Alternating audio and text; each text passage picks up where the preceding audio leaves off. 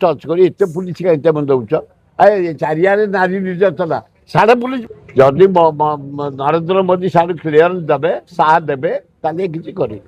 ଇଏ ଭଦ୍ର ମହିଳା ଶିକ୍ଷିତଟା ତମ ଗାନ୍ଧୀରେ ଏତେ ପୁଲିସ କାହିଁ ଯାଉଛନ୍ତି? କ'ଣ ଆବଶ୍ୟକ ଅଛି? ତେବେ କାହାର କ'ଣଟା କରି ପକେଇଛ ତମକୁ ପଠାଅ। ଚାରିଆଡ଼େ ଡକାୟତି ସାଡ଼େ ପଠାଅ, ଚାରିଆଡ଼େ ରେପ୍ ସାଡ଼େ ପୁଲିସ ମାରିଦଉଛନ୍ତି କିଏ? ମୋହନ ମାଝି ନିରୀହ ଲୋକଟେ ଏତେ ଫୋର୍ସ ଦେବା ଦରକାର କ'ଣ? ତମକୁ ଲୋକ ଇଲେକ୍ଟ କରିଛନ୍ତି, ତେବେ ପଇସା ନେଇକି ଯାହା ଭଲ ତାହା କରିଦେବ। ତମ ଡେଜିନେସନ୍ କଳଙ୍କିତ କରିବ। ନବୀନ ପଟ୍ଟନାୟକ ଏତେ ନେଉନଥିଲା, ଜାହ୍ନବୀ ପଟ୍ଟନାୟକ 4ଟି 5ଟି ଗାଡ଼ି ନେଉଥିଲା। ଏ ଯାଉଛି ହେବା ଉଚିତ, କିନ୍ତୁ ଏ ବାଚସ୍ପତି ନେଇପାରିବେନି ସାର୍ ନ କହିଲେ ଆଉ ନରେନ୍ଦ୍ର ମୋଦି ନ କହିଲେ। ହୋମ୍ ମିନିଷ୍ଟର ତମେ chief minister all in all କରୁଛ କ'ଣ? କ'ଣ କରୁଛନ୍ତି ମୋହନ ମାଝି? ଏତେ ଫୋଟିଛ କ'ଣ?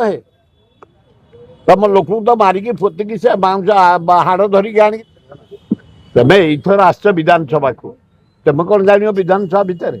ତମେ ଜଣେ ଦକ୍ଷ ଲୋକ, ନାରୀ ଦର୍ଶନ ମାନେ ଆପେ ଆପେ ବନ୍ଦ ହେଇଯାନ୍ତା। କାରଣ ମୋହନ ମାଝି ଭଲ ଲୋକଟେ, ନିରୀହ ଲୋକଟେ, ଦକ୍ଷ ଲୋକ, ଜଣେ ଭଲ ଓକିଲ।